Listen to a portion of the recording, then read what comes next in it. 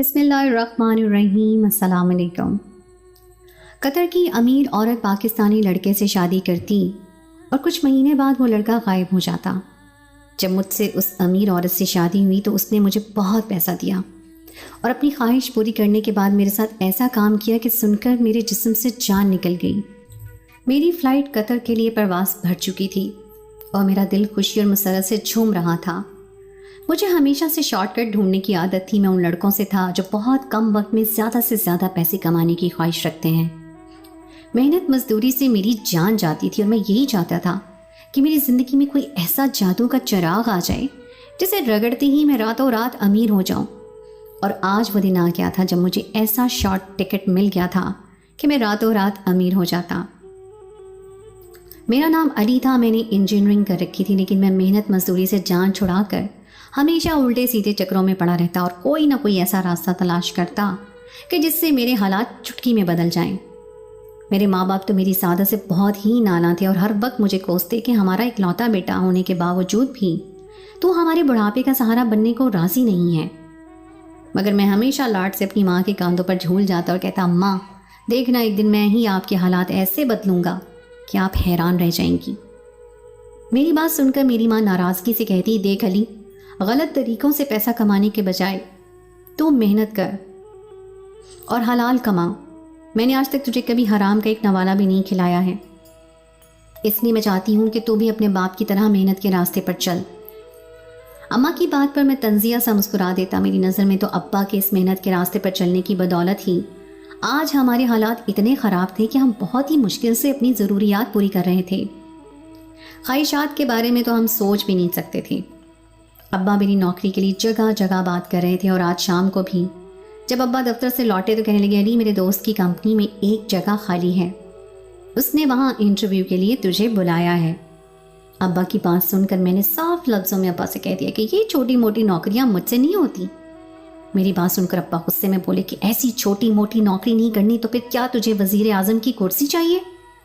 تو نے زندگی میں ایسا کیا ہی کیا ہے جو تجھے بیٹھے بٹھائے بہت اونچی سیٹ مل جائے گی؟ تیرے پاس کوئی تجربہ نہیں ہے اور باتیں تو بڑی بڑی کرتا ہے، اپنے بل بوتے پہ کچھ کر کے دکھا تو بات ہے۔ ابا کی بات سن کر میرے تن بدن میں آگ لگ گئی۔ ابا کو میں ہمیشہ ایسے ہی نکما اور ناکارہ نظر آتا تھا۔ میں نے غصے سے ابا کو کہہ دیا کہ بس مجھے 6 مہینے دے دیجیے۔ 6 مہینوں میں نہ صرف میں اپنی زندگی بلکہ اس گھر کے حالات بھی بدل کے رکھ دوں گا اور آپ دیکھتے رہ جائیں گے۔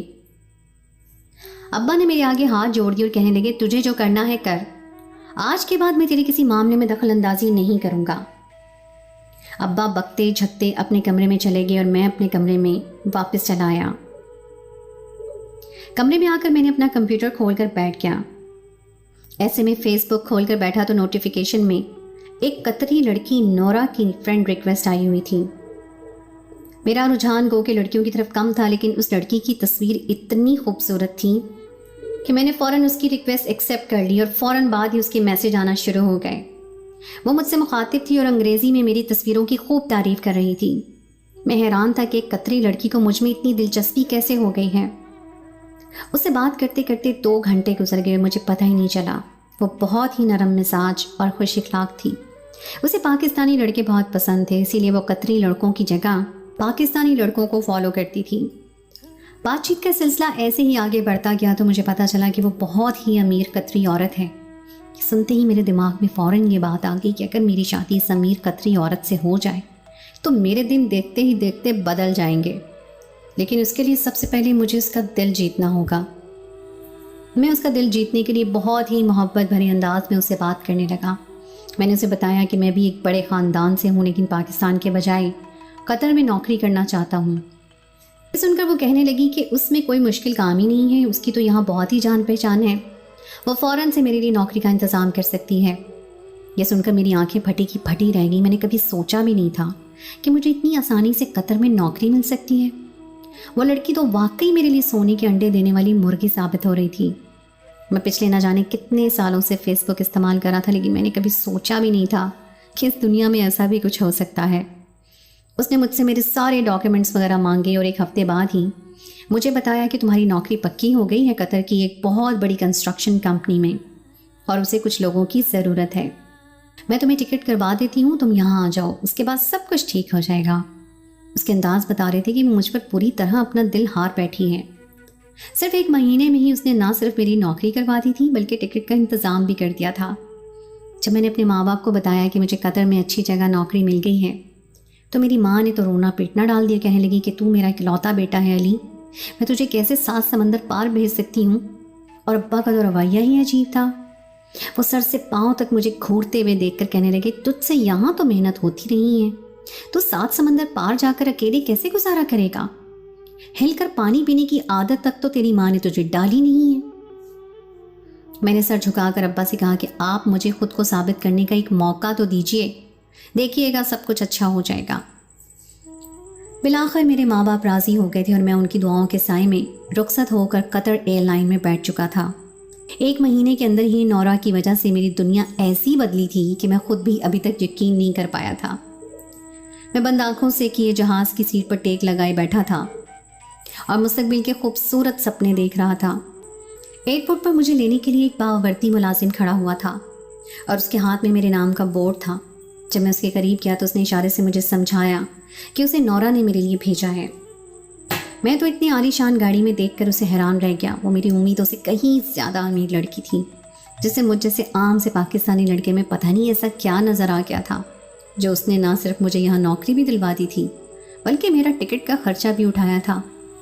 ड्राइवर मुझे लेकर सीधा नौरा के बंगले पर पहुँचा जहाँ वो मेरे इंतज़ार में बैठी थी। वो मुझसे मिलकर खुशी का इजहार कर रही थी। हम दोनों के दरमियान अंग्रेज़ी ज़बान का इस्तेमाल हो रहा था। ना ही उसके लहजे में गुरूर था और ना ही पैसे की अकड़। वो तो ऐसे पिछली बिछी जा रही थी कि लगता था जैसे वो पहले से ही मेरी मोहब्बत में गिरफ्तार है। उसने मुझे पेशकश की थी कि मैं उसके साथ उसके बंगले में रह सकता हूँ और ये सुनकर मैं हैरान रह गया था कि वो मुझ जैसे अजनबी शख्स को अपने घर रखने पर भी राज़ी थी। अंधा क्या चाहे 2 आँखें। मैं भी बिना सोचे समझे उसके बंगले पर ही रुक गया। उसने मुझे आराम का कहा और एक बड़े से कमरे में नौकर के साथ भिजवा दिया। मैं बहुत ज़्यादा थक चुका था। फ़्लाइट की थकन और नए मुल्क में आने की हैबत मुझ पर तारी थी। मैंने नौरा से फ़ोन लेकर अपने माँ बाप को अपनी खैरियत से पहुँचने की इत्तला कर दी थी। मेरे माँ बाप मेरी आवाज़ सुनकर खुश हो गए थे। अगले रोज़ नौरा ने मुझे अपने ड्राइवर के साथ उस जगह पहुँचा दिया जहाँ मुझे काम करना था। वो एक बहुत बड़ा सा प्लाज़ा था जो अभी ज़ेरे तामीर था और मुझे वहाँ सुपरवाइज़र का काम मिला था। मैं इंजीनियर था और उसी हवाले से मुझे वहाँ पर काम करने की लोगों पर नज़र रखनी थी। मेरी तनख्वाह भी बहुत अच्छी खासी थी और काम भी इतना मुश्किल नहीं था, इसलिए उस नौकरी पर भी खुश था और नौरा जैसी लॉटरी भी मेरे हाथ लग गई थी। नौरा ने मुझे बताया था कि अपने बाप के मरने के बाद वो अपने बाप के बड़े से कारोबार को संभालती है और उसके पास पैसे की कोई कमी नहीं है। वो मुझ पर भी बेदरेक पैसा खर्च किया करती थी। कभी मुझे शॉपिंग पर ले जाती, कभी खाने खिलाने के लिए। उसने मुझे महंगी से महंगी शॉपिंग करवा डाली थी और उसके दिए पैसों को मैंने अपने घर भी भिजवा दिया था। दिन बहुत तेज़ी से गुजर रहे थे और जब मुझे यहाँ 1 महीना गुजर गया तो मैंने सोचा अब नौरा को शादी के लिए प्रपोज़ कर देता हूँ। आखिर कब तक मैं यूं ही नौकरी करता रहूँगा। नौरा का बड़ा सा कारोबार था। मैं चाहता था कि उसे शादी करके मैं यहाँ कारोबार का मालिक क्यों ना बन जाऊँ। इस तरह मैं कुछ अरसे से अपने माँ बाप को भी यहीं बुला लेता और हमारी ज़िंदगी पूरी तरह सेट हो जाती। लेकिन इससे पहले कि मैं नौरा को प्रपोज़ करता, एक दिन मैं अपनी नौकरी से वापस लौटा कि मेरी मुलाकात दरवाजे पे खड़े एक चौकीदार से हुई थी। वो पाकिस्तानी पठान था। उसकी उर्दू बहुत अच्छी थी। उसने मुझे दरवाजे पे रोके और कहने लगा, अली तुम पाकिस्तान से आया है और इसलिए हमको तुमसे बहुत मोहब्बत महसूस होती है। हम नहीं चाहता कि तुम इस कतरी औरत के चक्कर में पड़े। ये औरत बिल्कुल भी अच्छी नहीं है, तुम इससे हरगिज़ भी शादी ना करना। उस पठान चौकीदार की बात सुनकर मेरा दिमाग घूम गया और मैंने कहा कि आप कैसी बातें कर रहे हैं। नौरा में तो कोई बुराई नहीं है, वो तो बहुत ही अच्छी और मोहब्बत करने वाली औरत है। मेरी बात सुनकर वो पठान चौकीदार ज़ोर से हंसा और कहने लगा, ये नौरा की अच्छाई नहीं बल्कि उसके पैसे की चमक है जो तुमको अंधा कर चुकी है, वरना तुमको खुद साफ साफ उसकी हकीकत नज़र आ जाए। उसका तो काम ही यही है, पाकिस्तानी सीधे साधे लड़कों से शादी करना और अपनी ख्वाहिश पूरी करना। मैं नहीं चाहता कि तुम उसके चक्कर में आकर अपनी ज़िंदगी बर्बाद कर बैठो। उस चौकीदार की बात सुनकर मेरा दिमाग घूम गया और मैंने कहा कि क्या नौरा पहले भी किसी के साथ शादी कर चुकी है? उसने तो मुझे बताया है कि वो कुंवारी औरत है। पठान चौकीदार ने मेरे कंधे पे हाथ रखा और कहने लगा, अरे बेटा तुम उसकी बातों में ना आना। वो इसी तरह पाकिस्तानी लड़कों को फंसाती है और अपनी ख्वाहिश पूरी करती है। उसके बाद न जाने वो लड़के कहाँ चले जाते हैं। मैं नहीं चाहता कि वो तुम्हारे साथ भी ऐसा कुछ करे। जैसा कि पहले लड़कों के साथ कर चुकी है। इससे पहले कि मैं मज़ीद कोई सवाल करता, नौरा की गाड़ी पीछे से आकर रुकी थी। वो मुझसे इशारे से पूछ रही थी कि मैं चौकीदार के साथ दरवाजे पे क्या कर रहा हूँ। मैंने मुस्कुराकर नौरा को तसल्ली दी कि मैं बस अभी यहाँ आया ही था और फिर मैं अंदर दाखिल हो गया। नौरा भी मेरे पीछे पीछे अंदर आ गई और इंग्लिश में कहने लगी कि इस चौकीदार के ज़्यादा मुंह ना लगा करो, इसका दिमाग ख़राब है, अक्सर बहकी बहकी बातें करता है। नौरा की बात पर मैं मुस्कुरा दिया क्योंकि वो चौकीदार वाकई ही कुछ अजीब अजीब सी बातें ही तो कर रहा था। फिर भी मैंने नौरा से अपनी तसल्ली के लिए बातों बातों में पूछ लिया कि क्या कभी उसकी किसी और पाकिस्तानी लड़के से भी दोस्ती हुई है। ये सुनकर वो कुछ देर के लिए खामोश हो गई और फिर सर झुकाकर कहने लगी हाँ हुई थी, लेकिन शायद किस्मत का कुछ और ही मंजूर था। उसकी बात सुनकर मुझे चुप लग गई थी और आगे भी वो कुछ कहना चाहती थी लेकिन मेरी वजह से खामोश हो गई थी। मैंने कहा कि नौरा जो कुछ भी है खुलकर बता दो, मैं किसी दूसरे की बातों में आकर तुम पर शक नहीं करना चाहता। मेरी बात सुनकर नौरा चौंक उठी और कहने लगी तुम्हें किसी ने कुछ कहा है क्या? मैंने कहा नहीं, मुझे कोई कुछ क्यों कहेगा, लेकिन मैं इस मुल्क में अजनबी हूँ और अगर कोई भी मुझसे कोई उल्टी सीधी बात करेगा तो शायद मैं यकीन कर बैठूँ, इसलिए मैं चाहता हूँ कि तुम खुद मुझे हर एक बात साफ साफ बता दो। नौरा कहने लगी कि कुछ माह पहले उसे एक पाकिस्तानी लड़का अच्छा लगा था और जिस तरह उसने मेरी मदद की है इसी तरह उसकी भी मदद की थी, लेकिन वो लड़का धोखेबाज निकला। शादी के नाम पर उसने नौरा को पागल बनाया और नौरा के काफ़ी सारे पैसे लेकर फरार हो गया और दुनिया वाले यही समझते हैं कि नौरा ने भी इससे कहीं गायब कर दिया, जबकि ऐसा कुछ भी नहीं है। वो रोते हुए कहने लगी कि मैंने तो खुद मोहब्बत में धोखा खाया है और इसी वजह से तन्हाई से परेशान होकर मैंने तुमसे दोस्ती कर ली थी, लेकिन सच तो ये है अली, मुझे तुम उससे बिल्कुल मुख्तलिफ लगे और मुझे यकीन हो गया कि तुम ही हो जो मेरी ज़िंदगी में वापस मोहब्बत के रंग बिखेर सकते हो। नौरा की बात सुनकर मुझे उससे हमदर्दी महसूस हुई थी और अब मुझे समझ आ रहा था कि वो मेरी इतनी ज़्यादा मदद क्यों कर रही थी। वो बेचारी तो पहले ही मोहब्बत में धोखा खा चुकी थी। जो बात मैं उसे 1 महीने से कहना चाहता था वो नौरा ने खुद अपनी ज़बान से कह दी थी। इस मौके पर मेरे लिए उसे प्रपोज़ करना बहुत आसान हो गया और मैंने फ़ौरन उसका हाथ थाम लिया। वो उम्र में मुझसे कोई 5 साल बड़ी थी, लेकिन उम्र का ये फ़र्क उसकी दौलत के आगे बिल्कुल बेमानी था। नौरा मुझे पसंद थी, लेकिन उसे शादी का असल मकसद सिर्फ़ और सिर्फ उसकी दौलत का हसूल था। मैं चाहता था कि मैं और मेरे वालिदैन हम सब एक साथ कतर में सेट हो जाएं और उसके लिए नौरा ही वो सीढ़ी थी जिसे मुझे कदम रखना था। मेरे प्रपोज़ करते ही नौरा के चेहरे पर खुशी के रंग नज़र आने लगे।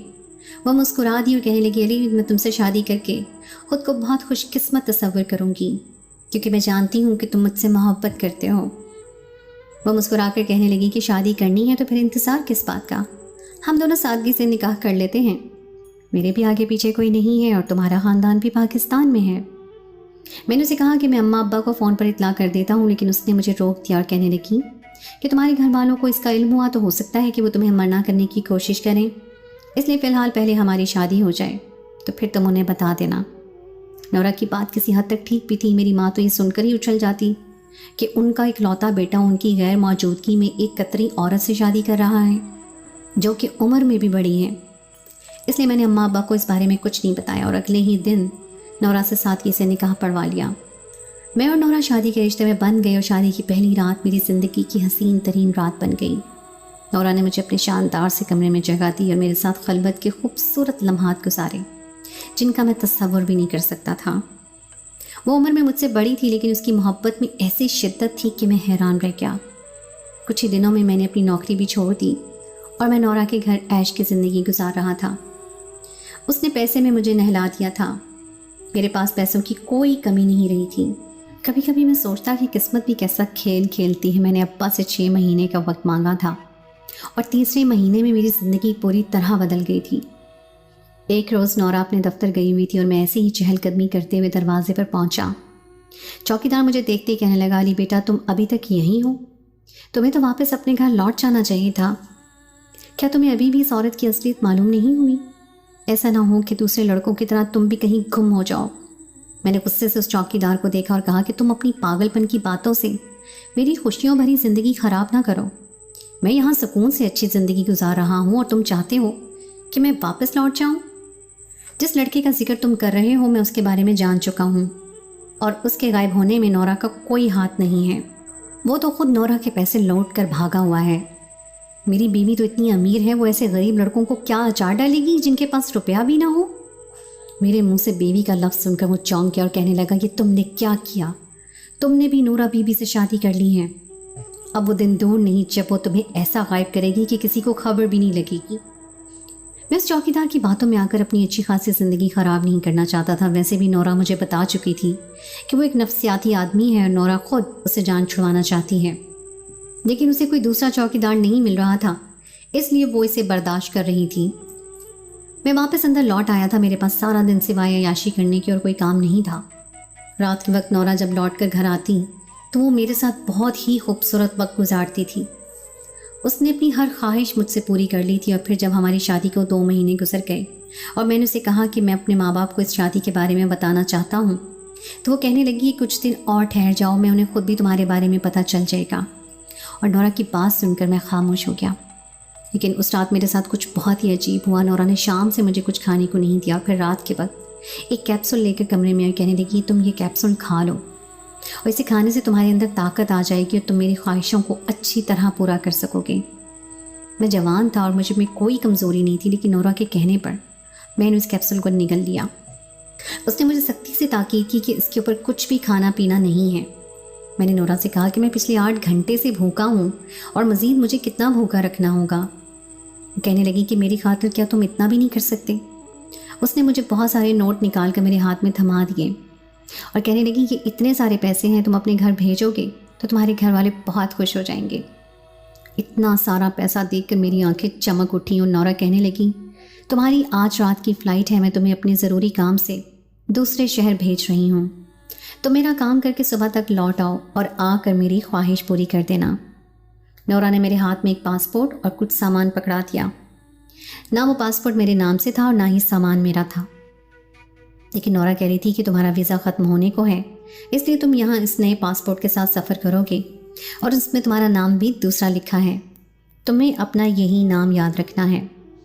इतना तो मैं समझ गया था कि नोरा ने मेरा जाली पासपोर्ट बनवाया है, लेकिन वो मुझे दूसरे शहर क्यों भेज रही थी उसने मुझे ये नहीं बताया था। वो कह रही थी कि वहाँ तुम्हें मेरा आदमी मिल जाएगा और वही तुम्हें काम भी बता देगा।